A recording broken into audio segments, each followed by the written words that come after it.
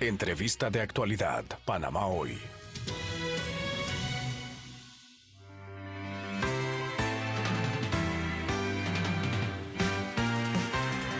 Bien, son las 7:05 de la mañana, 7:05 de la mañana. Vamos a conversar a esta hora con Pedro Miguel González, quien ha oficializado sus intenciones de ser precandidato a las internas del PRD y aspirar a la presidencia de la República.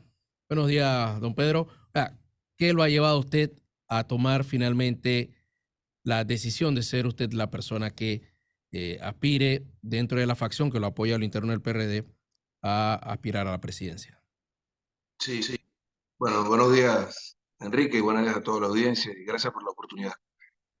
Bueno, mira, desde el principio prácticamente, desde que arrancamos, luego que salía la Secretaría General del partido, con la gestación de este movimiento, primero de cuadros políticos, con formación torrijista, algo que escasea cada vez más en nuestro partido, hubo compañeros y compañeras que me planteaban esta posibilidad. Sin embargo, debemos reconocer que es una realidad que hay otras figuras importantes dentro del partido que han jugado un rol protagónico en el pasado y algunas en el pasado reciente, como el caso de la doctora Rosario Turner, que generan también mucha simpatía no solo dentro del partido, sino también en la sociedad. Y bueno, como tú pudiste ser testigo junto a todos los que me escucharon a lo largo de más de 8 o 9 meses, nuestras primeras opciones, nuestras principales opciones fueron siempre Martín Torrijos y la doctora Turner. Bueno, pero por distintas circunstancias, ellos eh, no han tomado esta decisión. Llegó la hora cero. A partir del día de ayer empezaron las postulaciones y nosotros tenemos una agenda y un proyecto político para Panamá que quedó pendiente luego de que ganáramos las elecciones en el año 2019 y la actual administración decidiera no implementarla. Una visión a largo plazo de lo que debe ser el desarrollo nacional, la construcción de una sociedad de bienestar, en una propuesta que se generó entre 2016 y 2018 por casi 2.000 profesionales del partido, que validamos y compartimos con el resto de la sociedad en distintas organizaciones gremiales del sector privado, del sector laboral, del sector campesino, y que lamentablemente pues no ha sido tomada en cuenta, no se ha aplicado, y creemos que es importante poner los temas que realmente son de valor para la sociedad panameña en la mesa de discusión, porque estos son temas que la dirigencia política, tanto de oposición como de gobierno, han venido eludiendo durante años. Y para nosotros es importante que esto se discuta. Además, debo decirte que en los planteamientos hechos por los compañeros y compañeras que me solicitaban asumir esta responsabilidad, estaban sustentados en las encuestas que hacíamos. Sí. Porque la medición nuestra no era solamente por 2 o 3 figuras, sino alrededor de 7, 8, 9 figuras del partido. Y bueno, en todas ellas siempre marcamos muy aceptablemente, como ya ha empezado a notarse en las breves encuestas y sondeos que se han hecho en las últimas 48 horas. Y bueno, el tema es que hay que construir un proyecto político en Panamá que sea incluyente, que sea un proyecto político orientador de la sociedad, un proyecto que nos mueva de posición. No haber hecho esto sería dejar en manos de la misma gente, no importa de qué partido político sea, el, el desarrollo político de Panamá. Es decir, mantener las cosas como están. Y lo que vimos en julio del año pasado, ese malestar que se manifestó durante casi un mes, demuestra que la sociedad panameña, igual que el resto de las sociedades del continente, están hartas de esta situación, de un modelo que se nos impuso desde afuera, que ha generado inequidad, acumulación de riqueza en un sector muy reducido de la sociedad y pobreza y extrema pobreza para las grandes mayorías. Y lo que nosotros estamos planteando es cumplir precisamente con ese objetivo inconcluso del torrijismo, que es la generación de una sociedad de bienestar. Torrijos lo decía en palabras mucho más sencillas: hacer de la riqueza nacional el uso más colectivo posible. Esas eran sus palabras.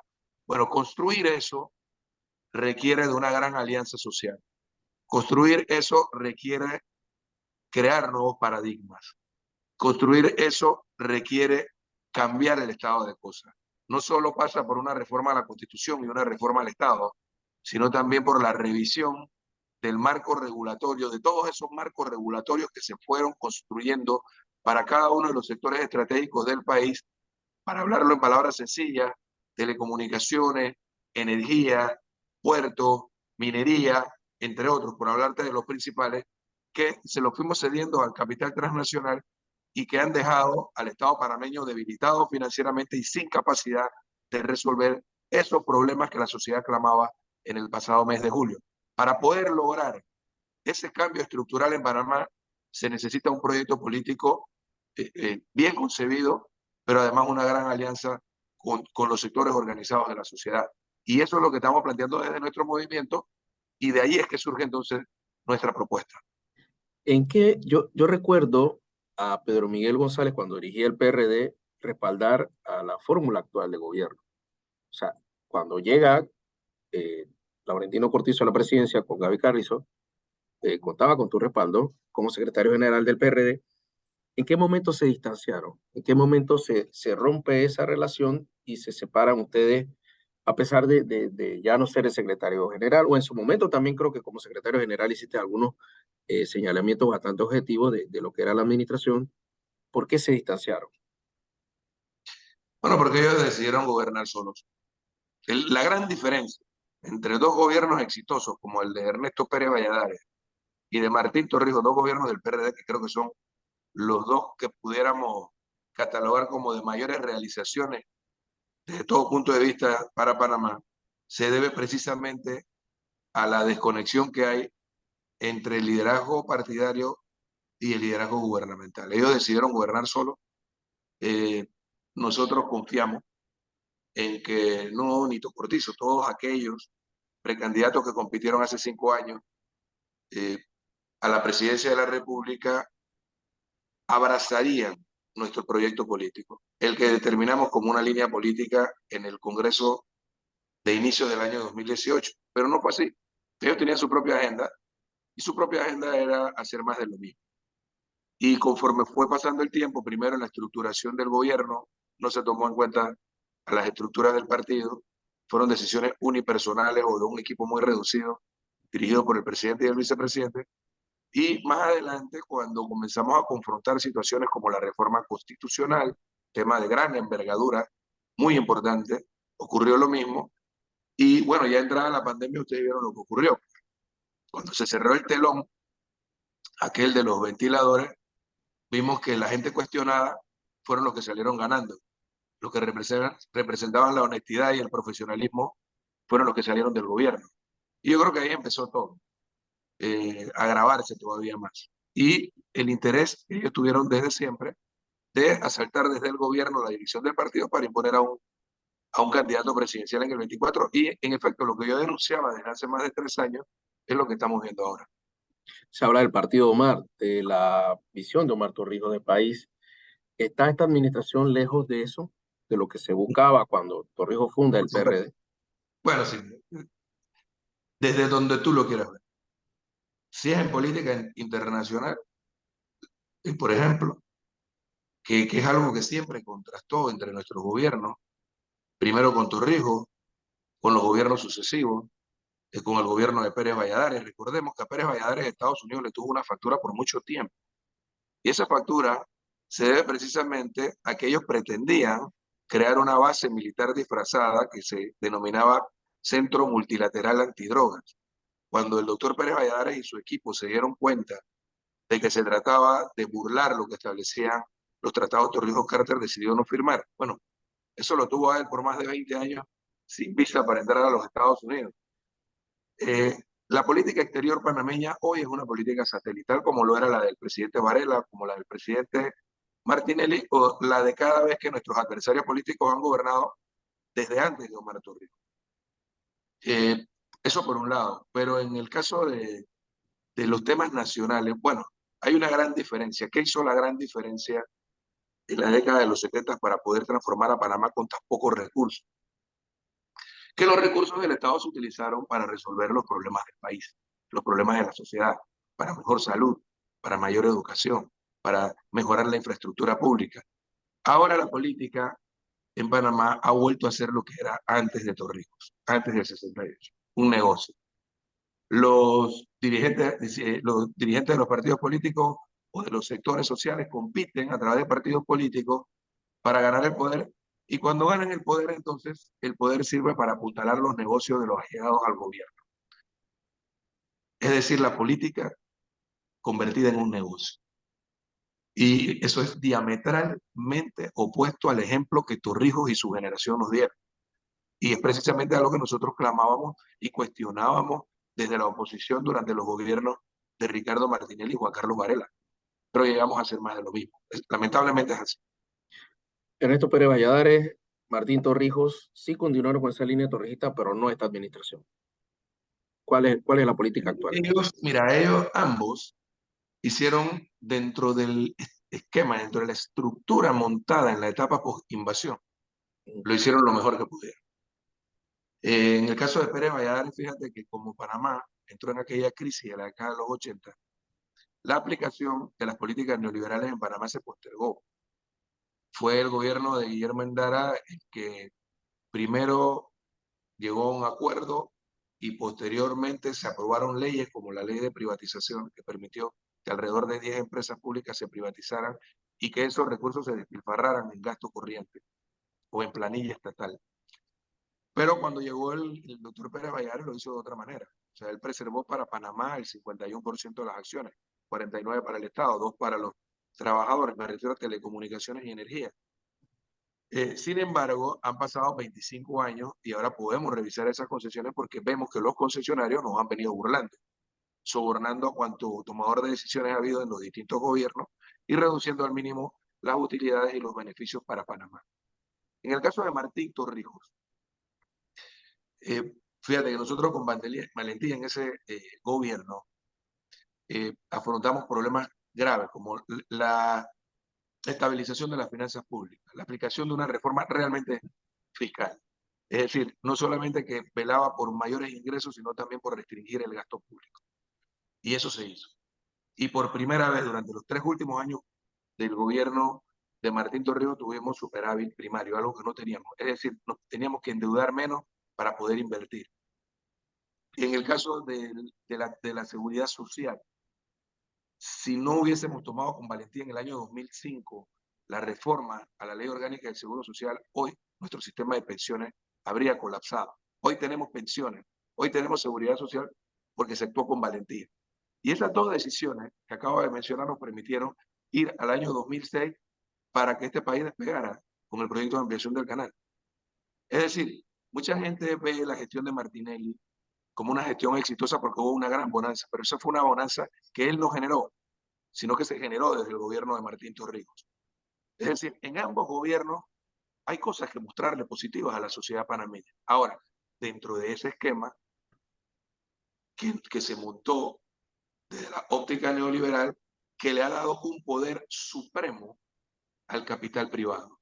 Quienes realmente gobiernan Panamá hoy es el capital transnacional y sus aliados dentro de Panamá.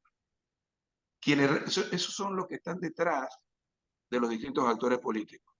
Si nosotros no cambiamos la estructura de poder, si nosotros no cambiamos el marco constitucional, si nosotros no cambiamos el marco regulatorio en los sectores estratégicos, vamos a seguir teniendo más de lo mismo, no importa si es Cambio Democrático, cualquier otro partido, el panameñismo o el PRD quien gobierna. Eso es lo que el torrijismo plantea en esta generación. Por eso nos estamos planteando, como los que dirigen el partido hoy, después del último congreso, y los que dirigen el gobierno hoy no entienden esto, estamos planteando arrebatarles democráticamente la candidatura presidencial para que con un nuevo liderazgo que sí comprenda este proyecto político se pueda generar una gran alianza social que nos permita cambiar esas estructuras. Y reitero, no estamos hablando de una revolución socialista porque no faltará quienes quieran endilgarnos esa calificación. Estamos hablando de que el Estado se fortalezca financieramente para poder enfrentar un programa de desarrollo que genere equidad. ¿Cómo lograrías eso? Ayer, por ejemplo, las encuestas marcan al vicepresidente muy bajo, pero ayer estaba lleno el momento en que presentó su documentación. Es un apoyo real, es un apoyo bajo presión. ¿Qué ocurre a lo interno del PRD? ¿Cuál es el sentido? Bueno, imagínate que el PRD es un partido de 700.000 personas.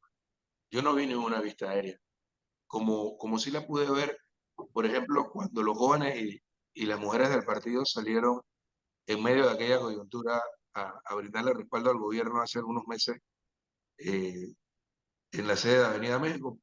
Pero tanto en aquella ocasión como en esta, la mayoría de los que estaban ahí eran personas convocadas, ya saben, eh, desde el poder. Muy poca gente, muchas tomas horizontales y un muy pobre discurso, por cierto. Nada que ofrecerle a la sociedad panameña, igual que ocurrió el 5 de febrero, allá en Penonomé. O sea, lo que vimos, lo que estamos viendo es la demostración de que en efecto estas son personas que no tienen un proyecto político serio para Panamá y que simplemente llegaron a administrar el poder y a sacarle el mayor provecho posible. Ese no es el objetivo y el propósito de este partido. Si este partido no se convierte en el instrumento de la transformación social para el que fue creado, no tiene ninguna razón de ser. Ser un partido político que compite en las elecciones solo por el poder para beneficiarse del mismo es exactamente hacer lo que hacían los partidos políticos hasta el 68 y lo que hemos vuelto a hacer en este modelo degradado que hemos tenido en la etapa post-invasión. Este partido fue creado como un partido de nuevo tipo con otro propósito, como un instrumento no de los torrijistas, sino del pueblo panameño, para cambiar la sociedad, porque nosotros, desde que se fundó este partido, Torrijos y su generación sabían que le tocaría enfrentar a los mismos actores que habían gobernado Panamá durante 65 años y que cuando llegaran al poder nos tocaría enfrentarlos para no retroceder el carro de la historia y cuando regresáramos nosotros al poder para hacer avanzar el carro de la historia. Lo que ha ocurrido con el PRD de hoy es que se ha convertido en un partido igual que los demás, en un partido clientelista y electoral, que nosotros hemos venido combatiendo por años desde adentro y que estuvimos a punto de cambiarlo si el liderazgo político del país, llegado al gobierno, hubiese acuerpado nuestra postura y no al sector más atrasado, el que lideriza el actual presidente del partido junto con un grupo de dirigentes que sustentan su liderazgo en base al clientelismo, en el que hay para mí, ¿entiendes? Entonces, todavía dentro del PRD existe esta gran dicotomía, este gran enfrentamiento conceptual entre el PRD que somos, electoral y clientelista, y el PRD que queremos ser, el de la transformación social. Este partido se ha enfrentado ya Ahora, en varias ocasiones. Primero cuando la ola azul ganó el electoralismo y ahora en el último congreso también. En el 2016 ganamos y ejercimos un liderazgo compartido que nos... sí, ahora sí. Te decía que en el 2016 ganó la corriente institucional, pero hicimos concesiones para garantizar la unidad y ganar el gobierno. Lamentablemente, como decía, el presidente Cortizo y el vicepresidente Carrizo decidieron apostar al electoralismo y al clientelismo. Y ese es el Okay. resultado que tenemos hoy. ¿Dónde está el presidente? ¿Sientes tú que está liderando el país? Hace mucho que no se le ve. Sí, bueno, yo creo que él sí confía mucho en, en su vicepresidente. Y el vicepresidente que desde el principio tuvo como ningún otro vicepresidente en la historia de Panamá un liderazgo muy marcado en las decisiones de las políticas públicas, en las decisiones del gobierno, hoy tiene un liderazgo todavía mucho más preponderante. Pero sí, ellos gobiernan juntos. Porque se habla de su ausencia. El presidente creo que solo asiste a los eventos del fin de semana y no se le escucha hablar de temas puntuales como el tema de minera, la inseguridad, y no hay nadie quien haga frente a los escenarios eh, Sí, de las dificultades que enfrenta la sociedad panameña. sí, no se ve la proyección de un equipo articulado de gobierno con capacidad, con tantos profesionales. Fíjate la consecuencia de gobernar al margen del partido. O sea, con tanta gente capaz, con experiencia en gestión de gobierno, con liderazgo probado. Mira, hubo alguien que describió hace algunos años en un tuit muy sencillo lo que le ocurría al PRD en aquel momento. antes de que nosotros asumiéramos el liderazgo en el año 2016, lo que nos permitió ganar las elecciones del 19. Antes de eso ocurría algo parecido y está ocurriendo de nuevo. Y esta persona escribió un tuit que dijo así: el problema del PRD es que sus mejores jugadores están en la banca viendo a los chambones jugar. Y eso es exactamente lo que está ocurriendo. No hay nadie que salga a darle la cara a los problemas del país y explicarle a la sociedad panameña hacia dónde ir. Esa es la gran realidad. Y por eso es que este equipo, tanto de gobierno como de dirección política en el partido, debe ser relevado. Y debe ser relevado en función de un ejercicio democrático que vamos a desarrollar el próximo 11 de junio. Tengo un audio de lo que decía ayer el diputado Raúl Pineda al referirse sobre todo a tu señalamiento. Te lo voy a compartir para que nos des tu respuesta. Hombre, que haga su campaña sin ofensa, sin golpear al gobierno que él fue parte y ha sido parte de lo que no puede ser que cuando pierdas el Congreso entonces todo te lleve, ¿no? Entonces, que haga su campaña, que nosotros vamos a hacer que muy bien, que se haga de candidato, ¿no? Un dirigente del partido probado, un dirigente que ha tenido muchos cargos en el partido, y es bueno que participe a la presidencia del partido, eso fortalece la democracia. Bien, para responder, pero Miguel. No, mira, yo le tengo aprecio a Raúl y yo entiendo su situación. Él es de ese equipo que te mencionaba, que quizás no comprenden la gran envergadura y la gran responsabilidad que tiene entre manos. Él es de ese equipo del Benicio Robinson, o sea, de lo que están ordeñando la vaca, de lo que le están sacando provecho a su condición de poder. Él fue el que creó la supuesta resistencia, que no fue tal. Y al siguiente minuto quedó entendiéndose con que los que lo adversaban dentro del Congreso. Es más, de hecho, debo decir, la mayoría de su gente, y él también, me apoyaron para que yo me religiera como secretario general porque estaban enfrentando a la corriente que impulsaba el Ejecutivo, que liderizaba el actual secretario general Rubén de León. Pero él está en esta posición en la que no le queda otra. Él tiene su reelección garantizada, tiene los recursos que nunca tuvo en su vida. Tiene además ahora la posibilidad de poner de a dedo a los candidatos a diputados. Fíjate esto, algo inaudito, de poner de a dedo a los 7 candidatos, porque él y Benicio Robinson son los que van a decir, le van a dar una oportunidad a Leandro Ávila que corra, pero el resto lo van a poner entre él y Benicio en San Miguelito. Igual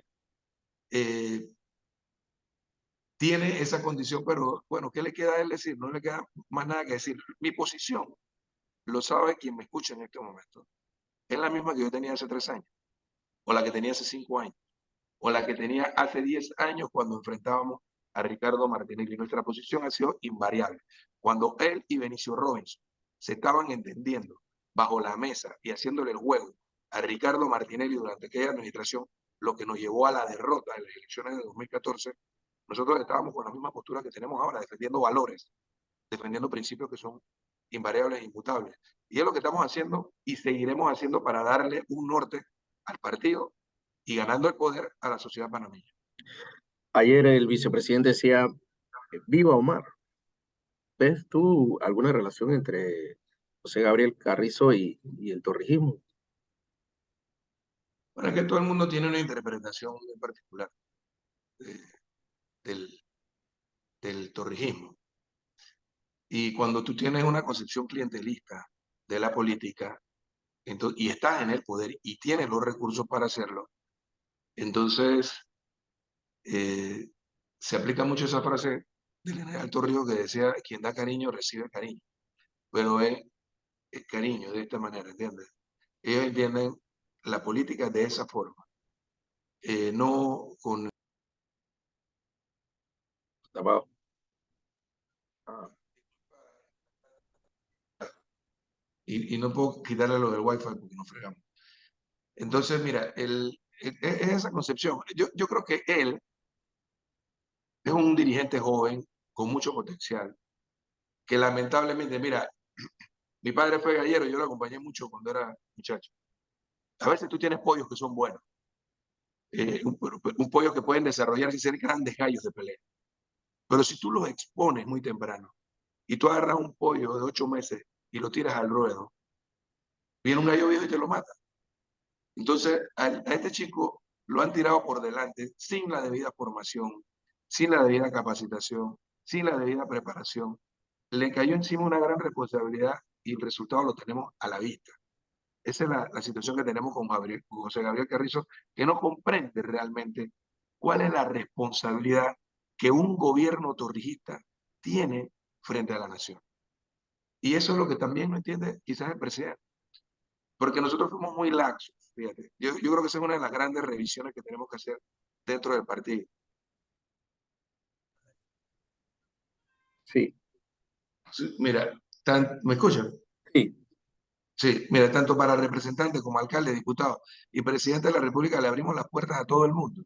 Entonces, gente sí, que no comprende cuál es el propósito con el que fue creado este partido, han llegado a asumir los más altos cargos de dirección. Ahí está el resultado que provocó esa reforma estatutaria que se hizo en el gobierno de Pérez Valladares cuando se instituyeron las primarias y no se garantizaron mecanismos institucionales para darle formación o para que aquellos que nos representaran en las distintas esferas de poder pudieran tener conocimiento real de hacia dónde llevar su gestión.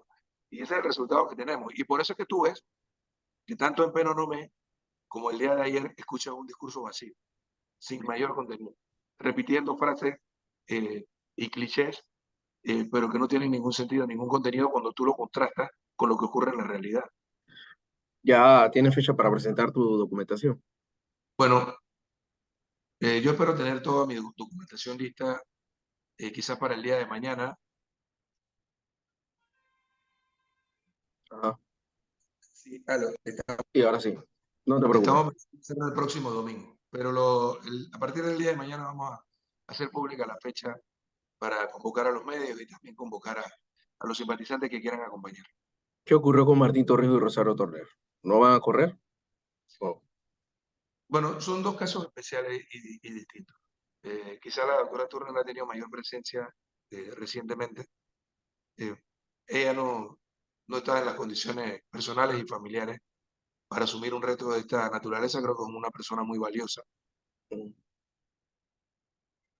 Y en el caso de Martín Torrijos, Tiene mucho que aportar en el futuro. Y en el caso de Martín, yo creo que el haber estado distanciado de la base política del partido no le generó la suficiente confianza como para lanzarse al interno. Porque lo reitero. sí. Para reiterar, ahora sí. Lo reitero ahora, de nuevo, quien mejor lo... Ahora sí. Martín siempre. Ahora, debo decirlo y puedo decirlo ahora, muy seguido de quien te está hablando. Entonces, hay quienes le han hablado de la posibilidad de que corra por fuera. Quizás él esté esperando qué va a ocurrir el 11 de junio, cómo evolucionan las cosas en el partido para tomar una decisión. Pero lo reitero, mi recomendación es que si no va a participar en las primarias del PRD, que todavía está a tiempo de decidirlo, entonces que se preserve, porque yo creo que es alguien que puede ofrecerle mucho todavía a Panamá. Muchas gracias a Pedro Miguel González por compartir con nosotros en Radio Panamá este escenario político del PRD. Gracias. Que tengan buenos días.